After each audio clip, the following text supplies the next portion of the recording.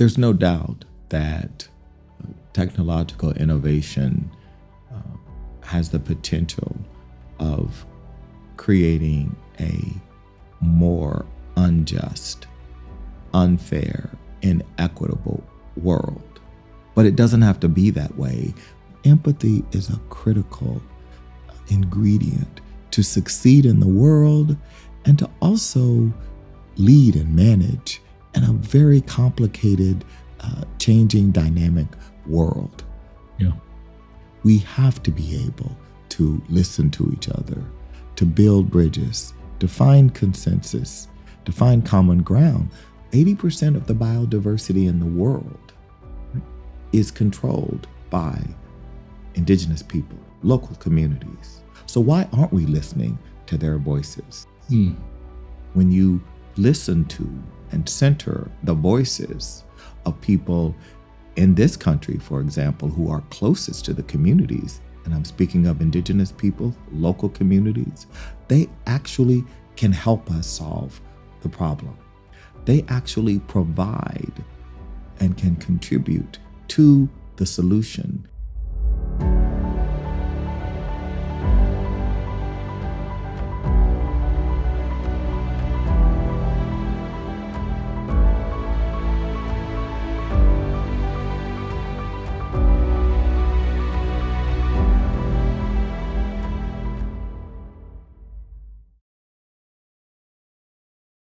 Hi friends and fellows, welcome to this special series of conversations involving personalities coming from a number of campuses, including Stanford University.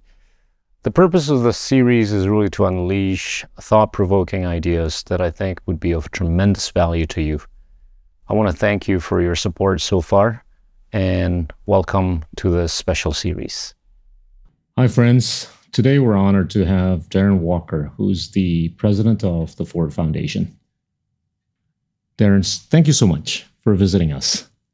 I'm delighted to be here. Thank you, Gita, for the invitation. I want to ask you about how you grew up. You were born in Louisiana, spent a lot of your time in Texas. And then how did you end up in philanthropy, and how did you end up at the Ford Foundation? Tell us. Well, I was born in a charity hospital in a small town in Louisiana to a single mother. I never knew my father. And when I was a toddler, my mother moved my sister and me to a small town in East Texas, about 100 miles from Houston. There was 1,200 residents. It was a segregated community because at that time, in Liberty County, Texas, Black citizens were not allowed to live in certain communities. Right. So we lived in a segregated town called Ames, Texas, in a little shotgun house with no plumbing. And when I was about 5 years old, we were standing on the porch of this house on this dirt road, and a young woman approached my mother, who was standing in the front yard, and told her about a new program that President Lyndon Johnson was initiating. And the program was called Head Start. Right. It was the first summer of Head Start in 1965. The idea of Head Start, which was funded in part by the Ford Foundation as a research project, was to provide early childhood education for low-income, urban and rural boys and girls. I was in the first class, and it was the beginning of my journey, my love of curiosity.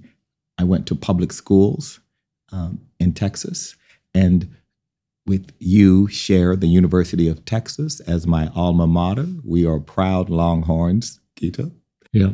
And I was very fortunate after graduating from law school at the University of Texas to be recruited to New York to one of the largest Wall Street law firms, Cleary Gottlieb Steen in Hamilton, where I spent time and then left the law to go into banking at UBS. I spent 8 years on Wall Street and found myself working in Harlem in the 1990s. Harlem was a very different place than it is today. And I worked on housing for the poor, economic development, education. And in that work, I came to the attention of the Rockefeller Foundation, received a phone call one day, and found myself in Dr. Gordon Conway, the then president's office. And that was my beginning in philanthropy. How have you seen philanthropy changed? In your book, From Generosity to Justice, you made references to how philanthropy needs to change.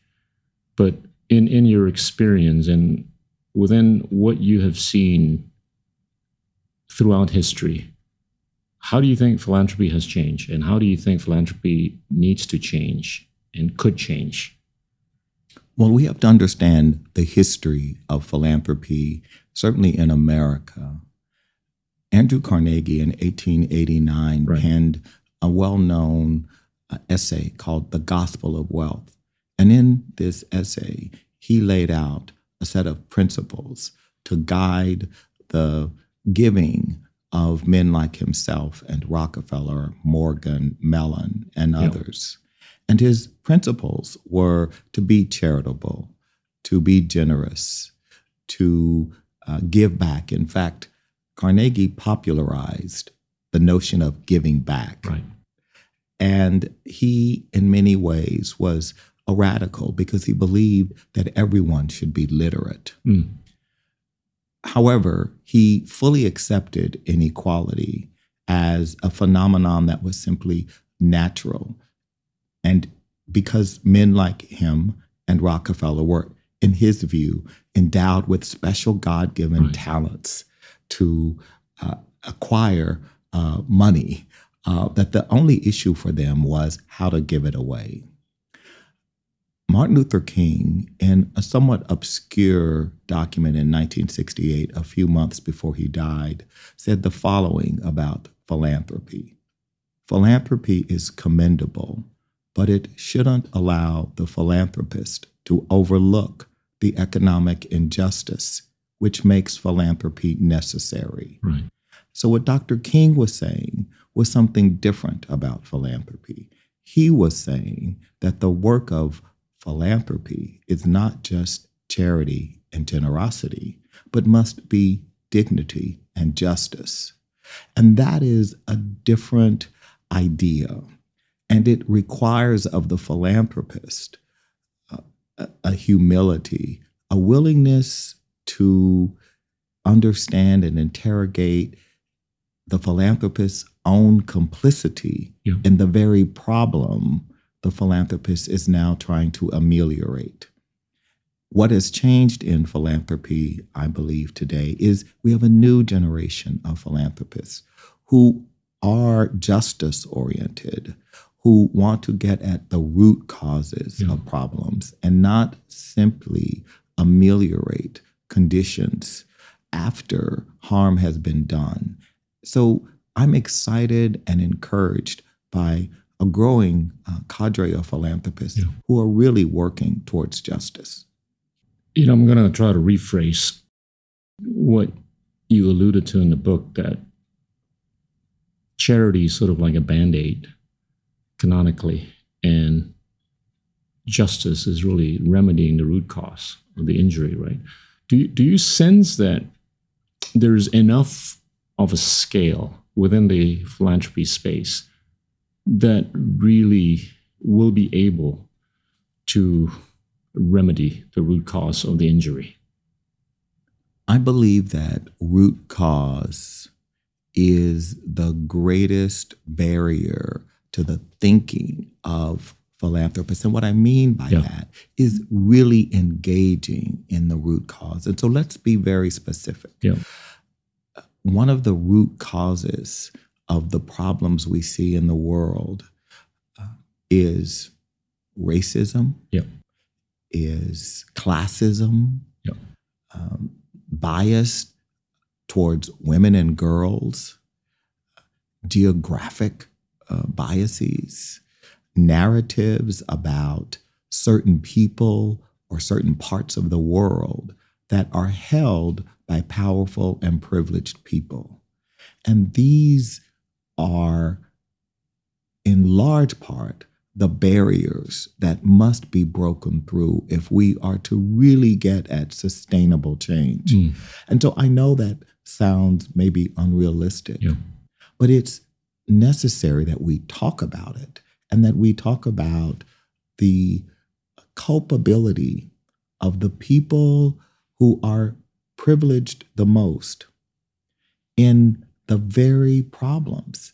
There is an example of a foundation that has a public health focus. And at the very time they were funding a community for improving their public health, they were also investing in the largest polluter in that community. Another example is an American foundation that was working to reform the criminal justice system, and at the same time investing in building private prisons. And so we cannot, without interrogating our own contribution to the very problems that we now want to solve, we cannot solve these problems without looking in the mirror, those of us like you and me and our friends who are privileged, and that we have policies and practice and cultural narratives that compound the privilege of the already privileged and compound the disadvantage of the already disadvantaged. Let's talk about inequality. I mean, we have seen how Gini coefficient ratios all across the world, we're not just talking about the undeveloped, developing, or the developed economies. It's pretty pervasive. And I've sort of like been thinking that to some extent, or to a lot of extent, this probably would have been attributable to how money has been a lot more quantitatively eased, right, in recent decades, and how that access to money has been more, with the elites, and how welfare and money would have gotten a bit more elitized as of late. Do you see philanthropy as not just a potential remedy to that inequality in the sense of bringing about more welfare for the bottoms of the pyramid, but also making sure that the people at the bottom of the pyramid actually would have the needed wisdom and know-how to be able to access whatever money that would have been, only accessible to the elites? What's your view on this? Well, let's talk about inequality and democracy. Because there is a correlation.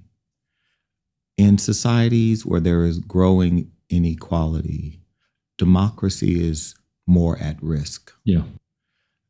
Democracy depends on the hopefulness of society.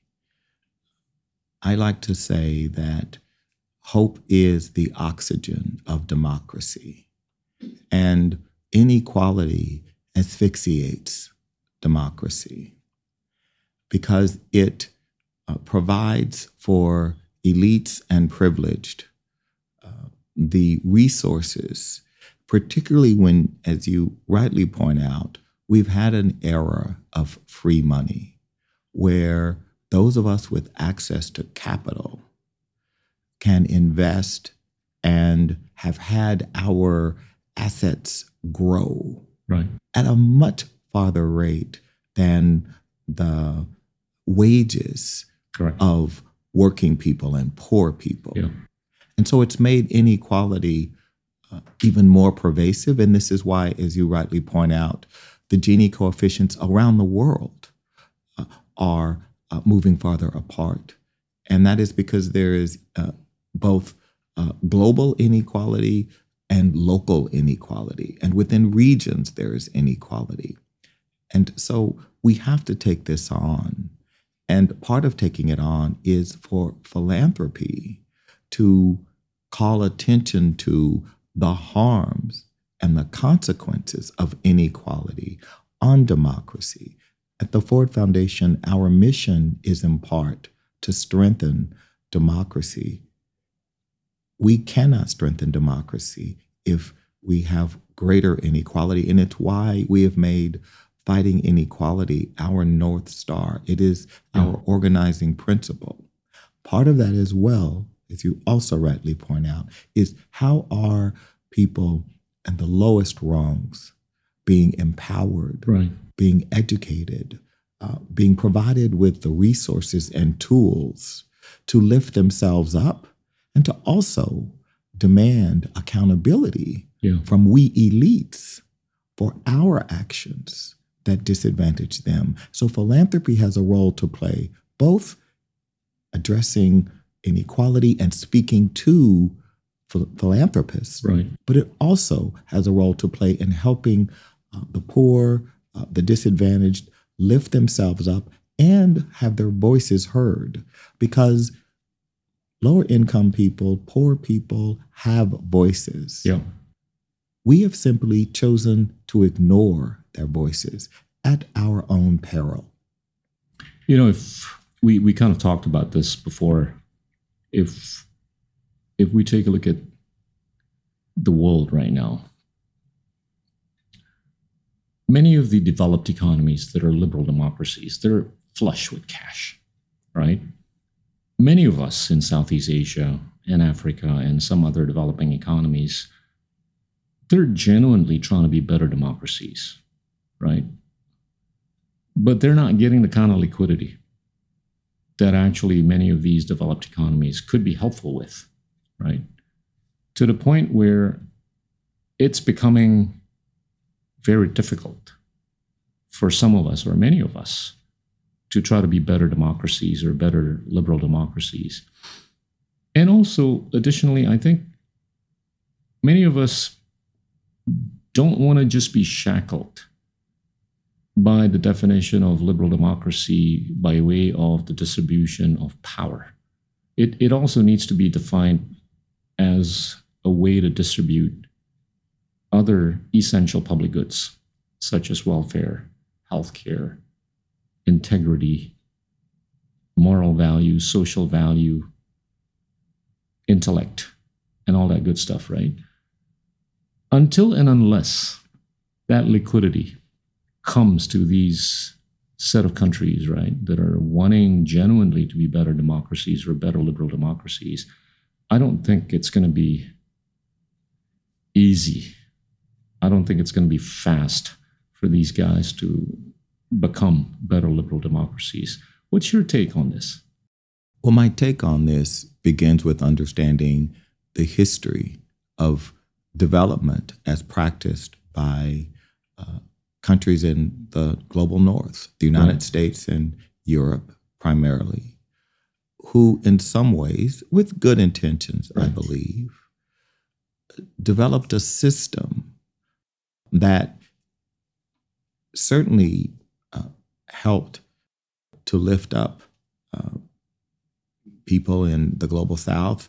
And there's good news because poverty has been reduced in many countries, but it has persisted in others, while inequality has emerged as a huge challenge.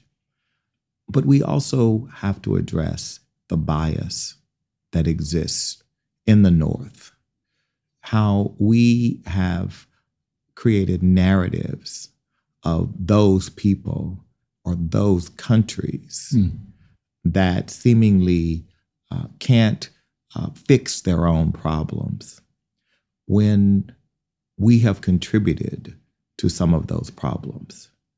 And so while I'm not prepared to release leaders of countries in the South of their responsibility, I also have to acknowledge that until we are able in the North to see nations like Indonesia as peers, as long as we hold these decades, centuries old narratives, we will be looking through a very narrow view of the countries. And so let's talk about Indonesia, which in my mind is one of the most exciting, vibrant, messy democracies. Democracies, the best of democracies are messy. It means that people are participating. It means that the citizenry is passionate about their beliefs and their views about their country. And so I believe that the economy here, the economic system, has the foundation to be one of the greatest economies in the world. And the question is, can we bring together the right combination of talent, capital, and a political enabling environment? That doesn't mean it's going to be perfect. It will never be perfect. Look at my own beloved country of the United States of America. We have much work to do after 250 years of still perfecting the idea of democracy, and we are far from it. And our economic system is not delivering the kind of shared prosperity through which the citizenry can feel good and proud about themselves and the country. We've got work to do in America, just as you have work to do here in Indonesia. You know, I want to share with you a little bit of data points. If we take a look at how China would have grown in the last 30 years from a GDP per capita standpoint, they've grown about 9 times, whereas Southeast Asia, where Indonesia is, would have grown only about 2.7 times. I'm actually quite optimistic by way of the progress that we've seen in recent years in sectors such as aviation, marketplace, and financial services, where we've seen rises of productivity by the orders of magnitude. We're talking about 4 or 5x's here.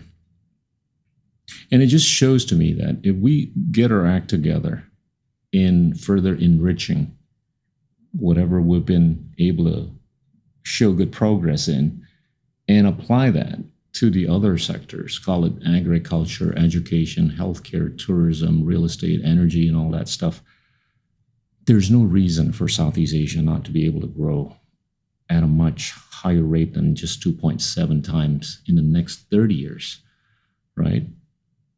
But there are 3 or 4 fundamental reasons as to why we underperform with respect to China. One is obviously infrastructure or lack thereof. The other is governance / rule of law. The third is education. We take a look at the PISA score for most Southeast Asian countries, right? It's just staring at me that until and unless we get this thing sorted out, we're not going to be able to achieve any of the stuff that you alluded to in terms of perfecting our democratization, perfecting our economic trajectory journey going forward. How do you think Fort could play a part in that? Or how do you think you could play a part in seeing the global community become better? Well, we are very proud to have been in Indonesia now for 70 years. Wow. And over that time, the foundation has invested in what I call the 3 I's. We've invested in institutions.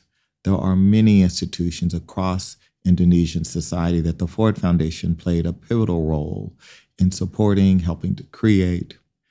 There are literally hundreds of Indonesians who have been educated with Ford Foundation scholarships and fellowships because we believe that talent and human capital is the most important resource in the development of a nation and a democracy.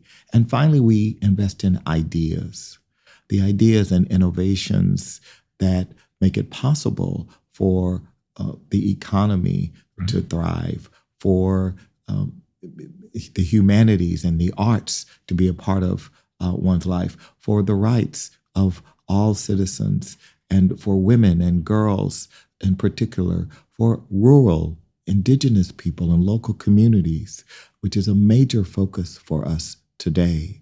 The empowerment of those communities is an essential part of the democracy, the potential of democracy in Indonesia to be realized. So we see ourselves as a humble, grateful partner who we are here at the invitation of the Indonesian people. Our objectives are to support the dreams and aspirations of Indonesians. There are millions of us who are dreaming to have a better future, right? But what is, at least to me personally, disturbing is that when I used to spend time in the US, almost the same time you were at University of Texas, Austin, we had 16,000 Indonesians studying all across the campuses in the US in the 80s. That number has dwindled to 8,500. And now we're looking at about 400 to 450,000 mainland Chinese, about 200,000 Indians, probably about 100 to 150,000 Koreans. Talking about a country that's the third largest democracy in the world, fourth most populous, I like to think we need to be better represented in places like Europe, Japan, China, the United States, Australia, Singapore, what have you, where we can actually attain better educational quality. Not to mention here also, we've got great universities, but we got to send as many of our citizens all across the world, right? Don't you think that's pretty surprising that the number has dwindled from 16 to 8,005? And if it does seem surprising, what do you think that we could do collaboratively to help move the needle up? Well, there's no doubt that resources to educate foreign nationals in the United States, for example, have decreased. Right. There's been a decline in the total adjusted for inflation funds coming from the U.S. government for the various programs like the Fulbright program and others. And in fact, philanthropies, investments directly in foreign nationals coming to the United States has also declined, quite candidly. Part of the reason for that has been the belief that we need to invest in indigenous institutions within countries. That's important. A part of the reason has been some of the lessons learned from prior programs that regrettably created brain drain situations. So I can give examples where the Ford Foundation supported the education of various people from African countries, from Southeast Asia. And what happened after the degrees were attained in a substantial number in some of the evaluations of our programs were that they were recruited and retained in the receiving country. And so it's why, for example, a program of the Rockefeller Foundation, the Ford Foundation, to train public health professionals, significant numbers of them ended up in the national health system in the UK, didn't return to Zimbabwe or Botswana or the countries, in part because the context in those countries was difficult and challenging to return to. But I want to make sure that I answer your question clearly. so that there is no doubt that in order to be a global nation, you must have citizens on the global stage. Absolutely. You must have citizens in global institutions around the world representing your country, representing the very best and brightest, the aspirations of your nation. And you must also have within country institutions that are of a quality and an excellence that attract the very best and brightest. And so our objective is, how do we see both of those things happen? Yeah. I think it's possible. I'm totally with you in the sense that I'm not in a camp that believes in brain drain. Right. I was talking to a guy the other day, and we started talking about this new concept of brain circulation or brain linkage, right? And I don't care if an Indonesian gets stuck in Omaha, for 20 years. And I'm sure that he or she is going to be so value additive when he or she comes back to the village in Papua, right? After 20 years. And it's funny, we were talking about the issuance of H-1B visas in the U.S. with the representation of the Chinese at about 400 to 450,000, Indians at about 150 to 200,000. The Indians make up 75% of the H-1B visa. And that makes me think, right? The mainland Chinese only get about 10%. The Koreans probably 2 to 3%. How is it that the Indians have been able to get disproportionately larger percentage than the others who are actually much more represented on campuses?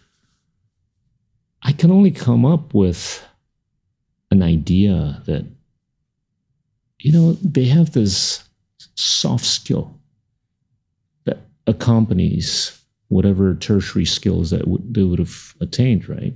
If you line up a mainland Chinese, a Korean, Indonesian, and Indian, they're probably equally academically qualified, right?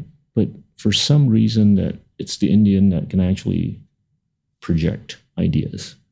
And I'm at risk here of generalizing or oversimplifying, but the fact that they've been able to get 75% of the H-1B visas, I think it's startling, but it's a manifestation of what we need to be doing. Well, there's no doubt that there in the United States are opportunities for people from around the world. And I think there is no doubt that South Asians and other communities have done very well in the U.S. system. Right. I would hope that and understand that, first, migration, as it was understood generations ago, has fundamentally changed. Your point that people are networked today. 50 years ago, when you left a sending country and landed in the United States, for example, as the receiving nation, most people left behind their ties. Most people came to America to be American, right? To ultimately become citizens, and for the most part, to attain that idea of Americanization, assimilation, with these narratives of what it is to be an American. I think today, migrants to America very much want to contribute to America and the economy, the culture, but they also retain an interest in their sending community. Right. And for example, it's one of the reasons why we see groups of immigrant communities forming philanthropic efforts to support the villages and communities from which they came. And so I believe that in America, we must do better to attract migrants who are interested in coming and contributing to our economic system and making our country, our democracy stronger.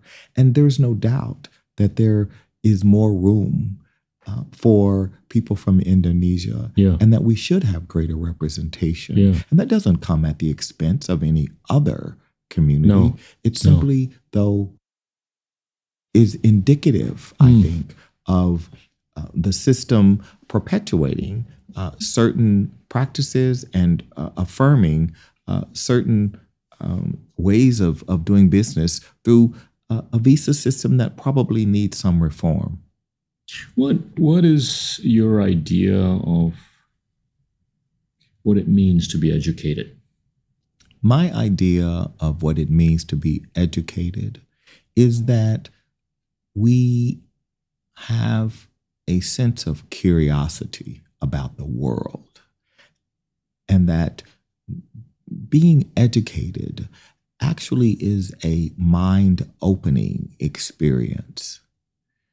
You know, I often think that people who take very harsh positions, who use very coarse language in talking about other human beings, are not really educated. They certainly are not people who have read the great books or enjoyed beautiful poetry or theater or dance or sitting in front of a great painting, because those experiences open the soul and the spirit and allow us to imagine ourselves outside of our own bodies and minds.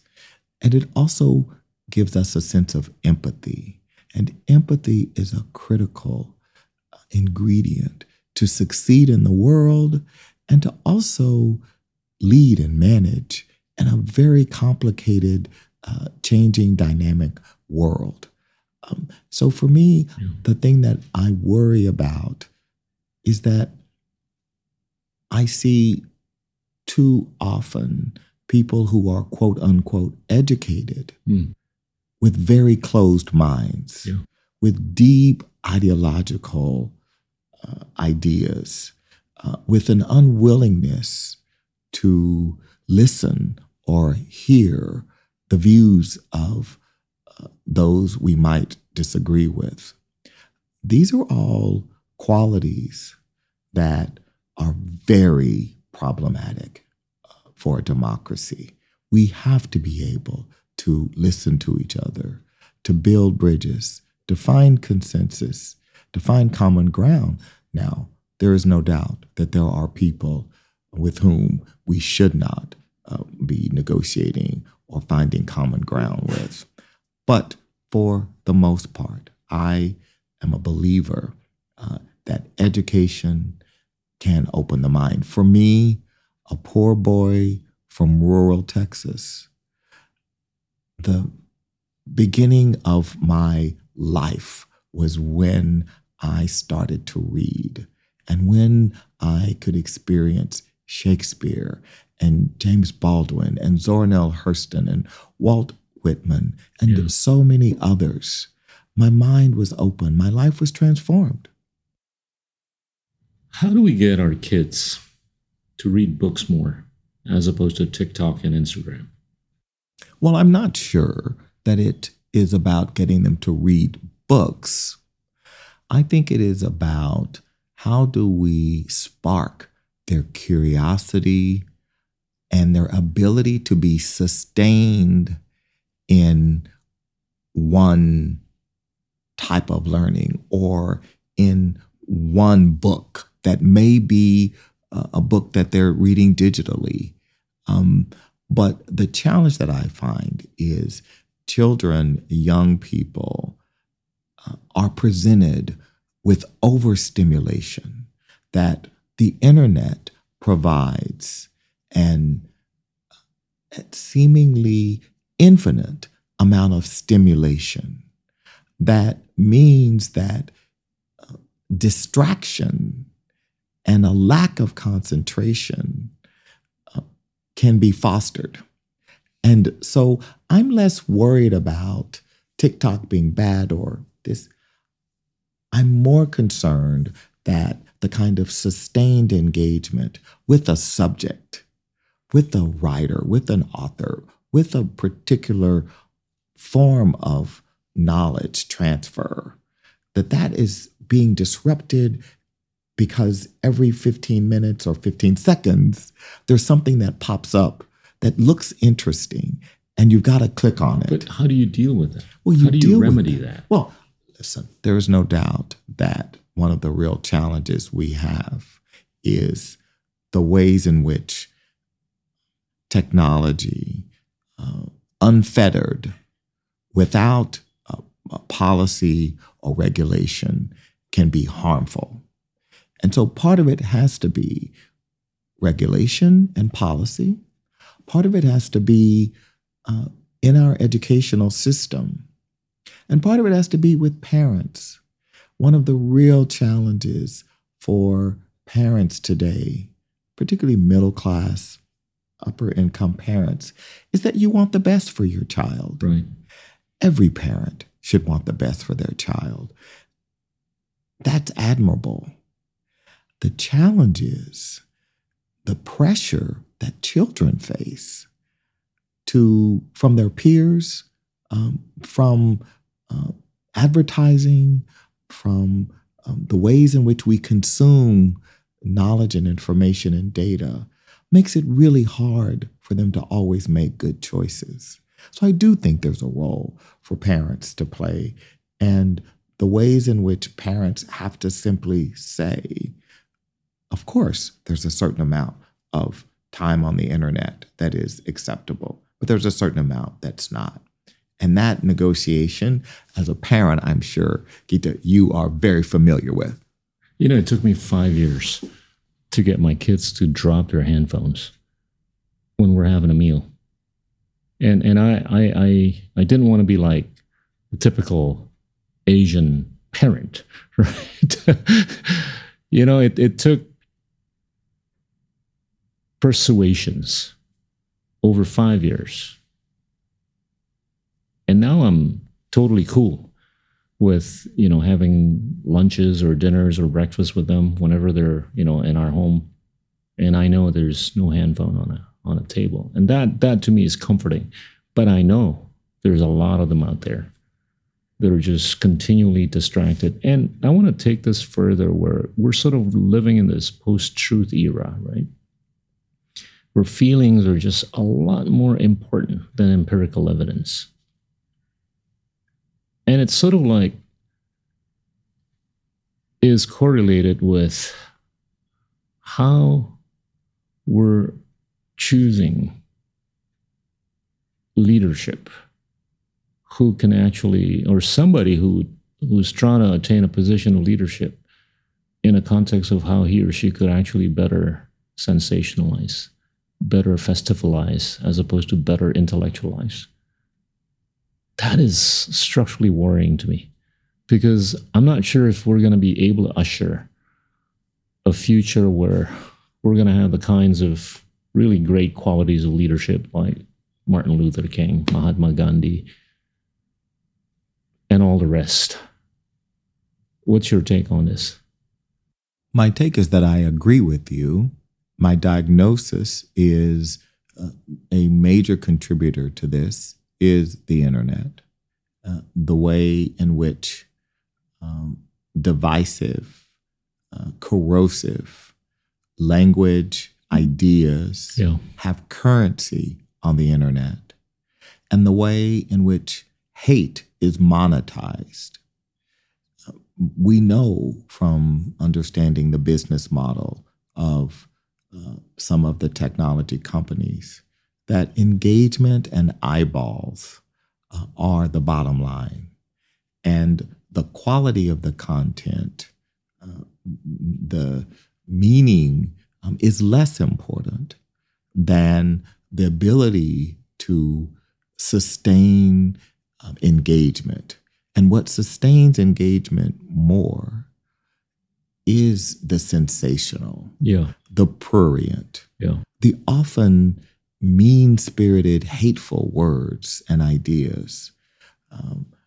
And so we have to address that with the responsibility that technology companies should have for understanding the consequences of the information and data on their platforms.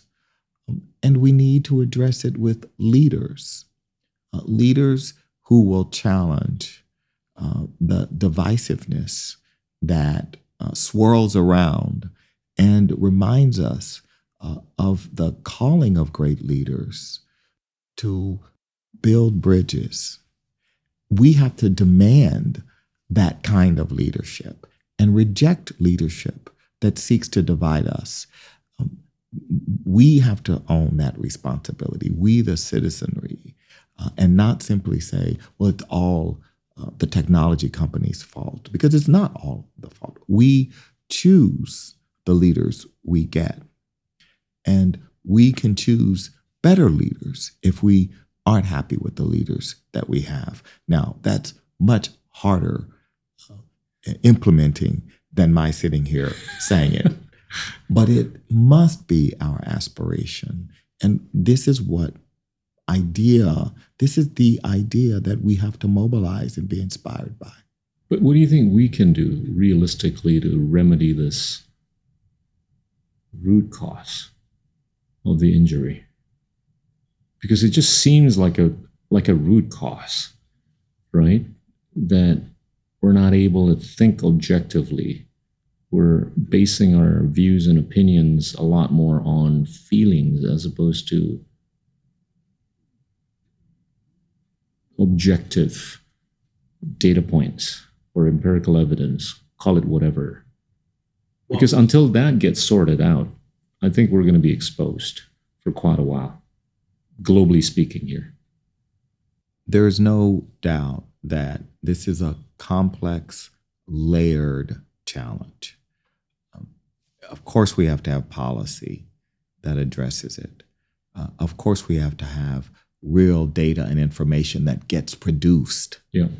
And then we have to understand, why is it that people are susceptible to misinformation, disinformation? Why are they rejecting fact?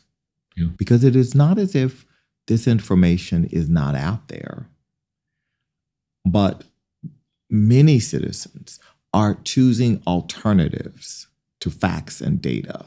And so that is one of the root causes I want to understand. Why is that?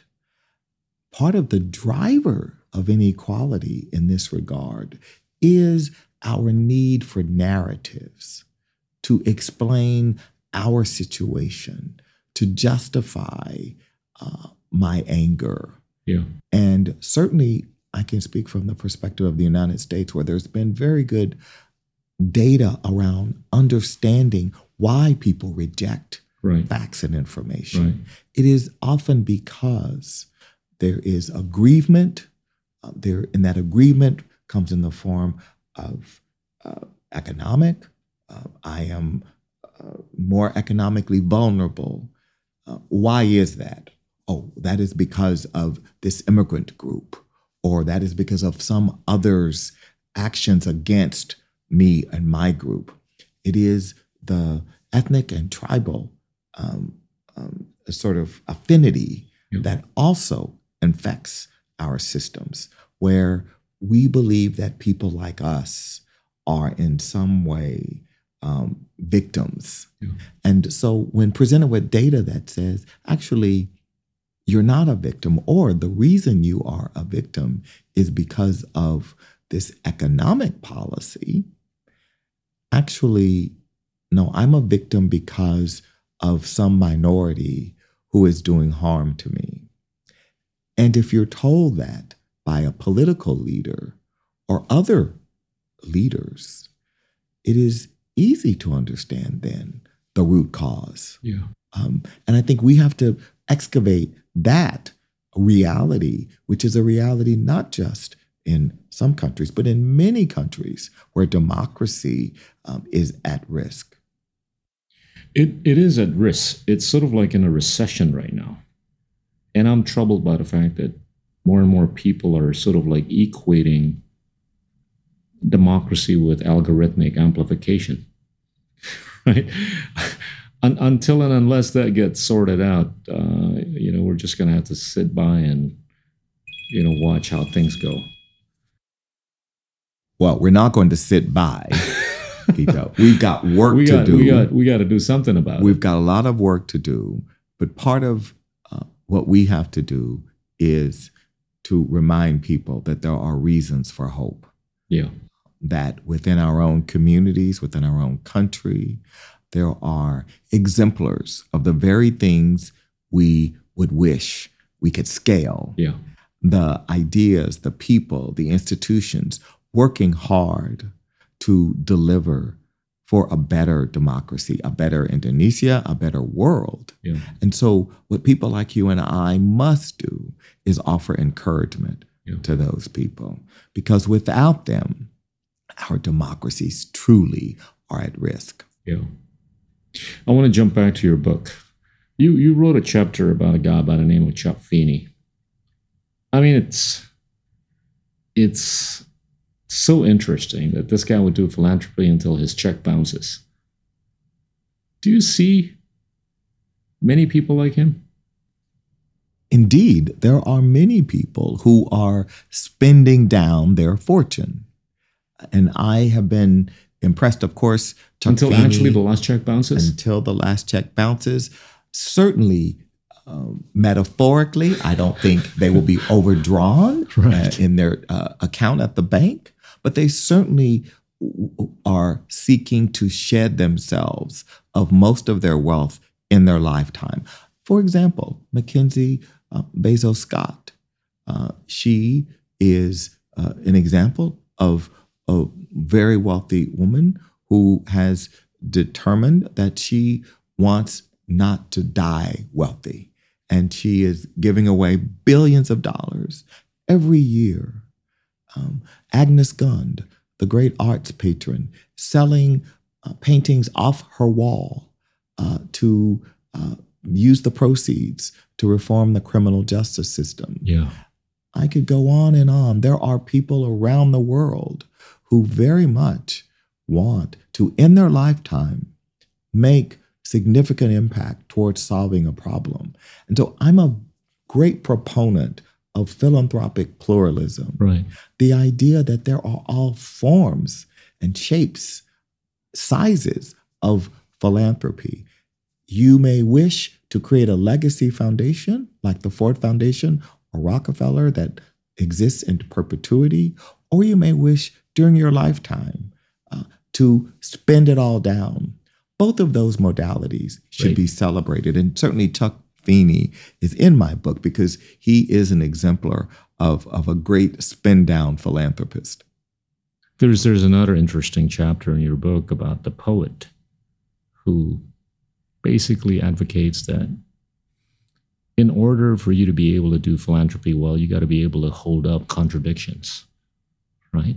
I thought that's not only in philanthropy, that's applicable to just about every other dimension, right? We live in an era, in a world where there's an increasing number of contradictions, increasing number of paradoxes. You got to be able to hold up, right, in the face of all those, without which you're not going to be able to do well anything you want to do. Well, there's no doubt in the complex world in which we live today, paradoxes and contradictions surround us. And as leaders and managers, we have to be able to hold sometimes even competing ideas, but certainly ideas that can be at odds. The idea that we want capitalism to thrive has to also be held with the idea that capitalism can also do harm. So for those of us who are capitalists and believe that capitalism is the best way to organize an economy, we want that capitalism to generate shared prosperity, not inequality, but shared prosperity that provides a standard of living, a way of life, so that most citizens are able to live with dignity. We have to hold a shared understanding, as we do in America, of our history. That Thomas Jefferson, one of our founders, was one of the greatest, most brilliant men ever to live. And the ideas that he espoused in our founding documents are some of the most powerful ideas of democracy and governance since Aristotle. We must also hold that he was a racist, that he was an enslaver of other human beings, and that he was unwilling in his lifetime to give them freedom because he benefited economically from their unpaid labor. Both of those are truths that we must hold and not in any way take away from, but to simply understand the complexity of life, the complexity of leadership. But we can do better morally when we hold and understand these contradictions. It doesn't mean that we accept them, that we say we want to perpetuate them. It simply means that we understand, as the poet Elizabeth Alexander says in my book, the complexity of the human condition and the way in which that manifests, that often can be confounding and difficult to accept. It sort of like ties to the observation that for anybody to be a better leader, you got to be more divergent, right? I mean, that sort of like allows her or him to be able to anticipate blind spots, be able to manage, mitigate risks that are a lot more systemic, more long-term. If you can actually show a propensity to manage contradictions, right? Because life is not that simple. And divergence, I think, will entail somewhat of a better wherewithal to hold up or manage things. And I speak as a former artist, right? Well, I can tell that you are what I call a synthetic thinker, because the divergent thinker is also the synthetic thinker, the person who is able to see horizontally across ideas and disciplines, to connect the dots, and to understand how to solve a problem. It's usually not going to be one vertical way of thinking, one discipline. The complex world we live in today requires divergent, synthetic, interdisciplinary thinking and leadership to solve problems. You came up with a list of attributes, right? Inclusive of got to be humble, got to be sensitive to what you're ignorant of, the privilege of perspective or the perspective of privilege. Would you be able to add anything or any more to that list of stuff that you kind of like summed up in your book? It's interesting. I think the combination of humility and ambition. I have often focused on humility because I think there's not enough of it among wealthy, privileged people. But I also admire the ambition that often has driven people to succeed. And the calibration of those two human qualities, to me, is something I think a lot about. I've got two more topics to cover. Climate change, right? We kind of like casually talked about this earlier. There's this seeming paradox of climate change or sustainability, where on one side you've got the need to attain carbon neutrality by 2050, which is only 27 years ago, 27 years from today. But this only resonates to about maybe 20% of the population of the planet, whereas the other 80% are still worried about putting food on the table. And this is what I call the narrative of modernization.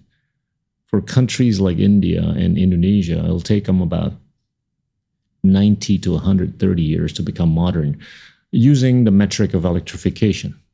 As for them to go from 1,000 kilowatt hour per capita to 5,000 or 6,000 kilowatt hour per capita, at the rate that they're only building in India 14,000 megawatts of power generation capabilities per year, Indonesia 3,000 megawatts. These two narratives are just obviously irreconcilable. How do you deal with this contradiction or paradox? Well, I think first we have to be non-ideological about the transition to an economy and a climate system that is based primarily on renewables and the ways in which other forms of energy production can contribute to a better climate.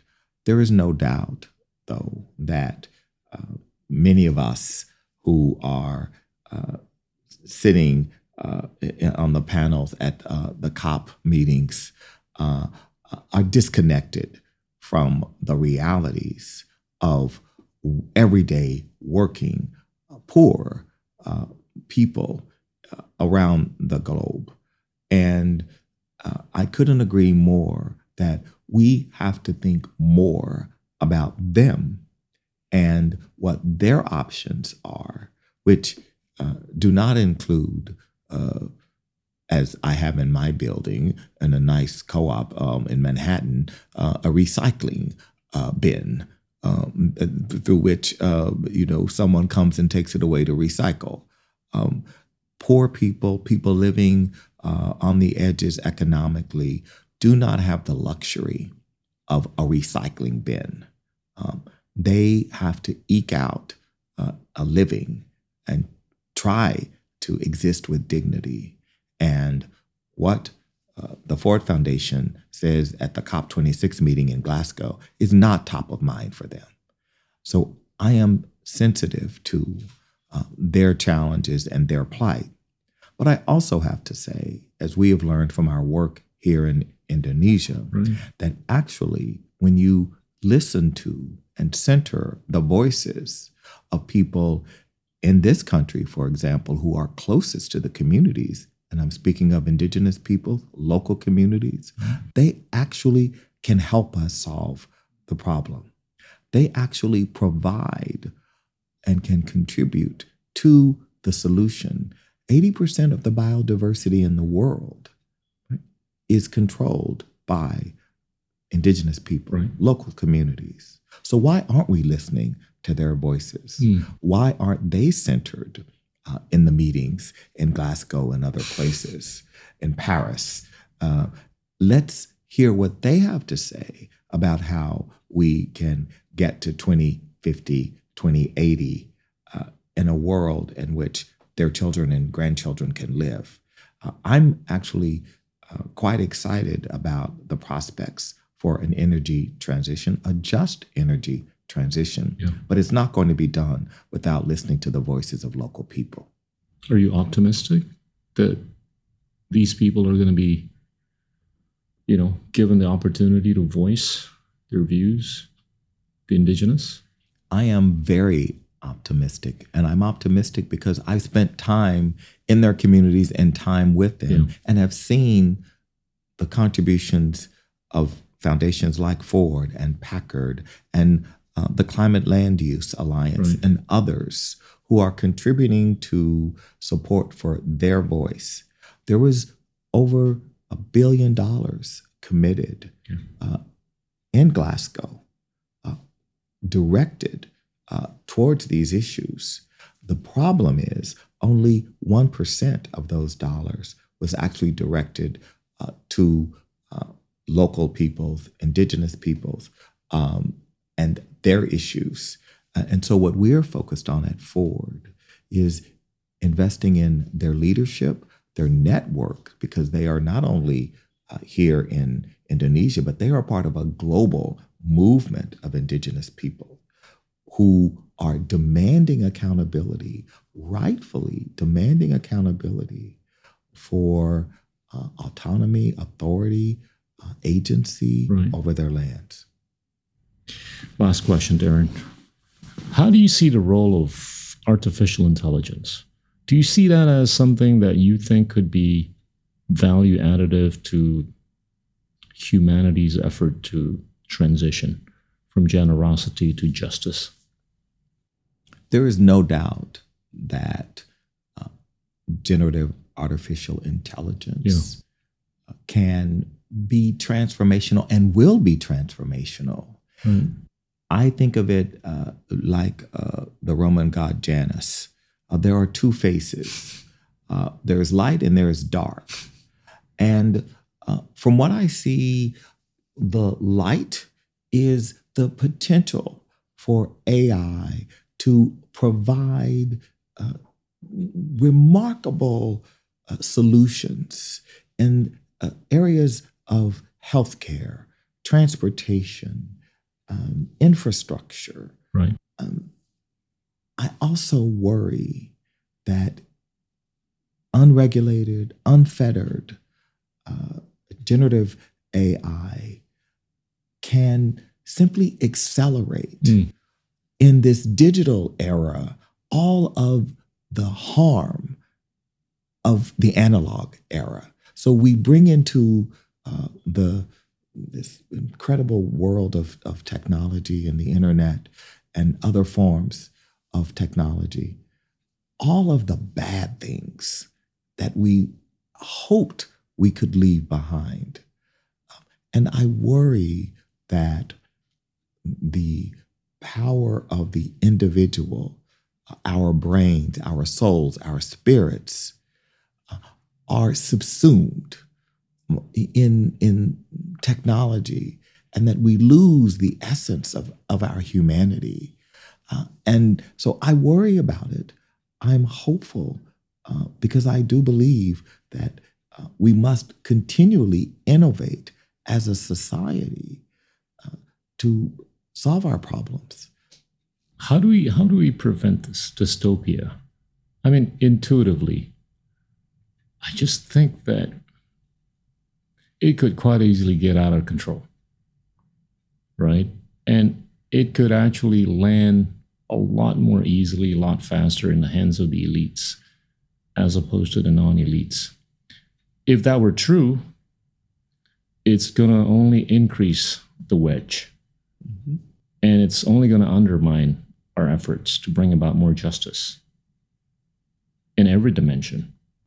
There's no doubt that technological innovation has the potential of creating a more unjust, unfair, inequitable world. Right. But it doesn't have to be that way, because we can have policies, because we must have some policies. We cannot, in this sphere of life, have simply unfettered private capital making all the decisions about what is right, wrong, what is permissible, what is impermissible. The people have to have some say through policy in this regard. We also have to have people like leaders in technology companies who themselves have recently stepped forward to say we must pause.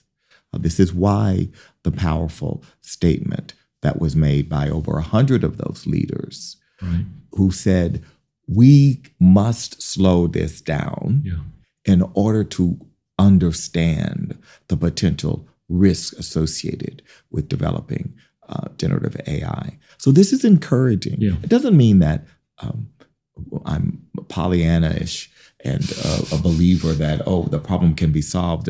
But I do believe that we have reasons for hope. Thank you so much, Darren. Thank you, Gita. This has been a great joy. Enjoy your stay in Indonesia. How can you not? This is one of the greatest countries in the world. I'm delighted to be here. Go Longhorn. Go Longhorns. Friends, that was Darren Walker, the president of the Ford Foundation. Thank you. Inilah Endgame.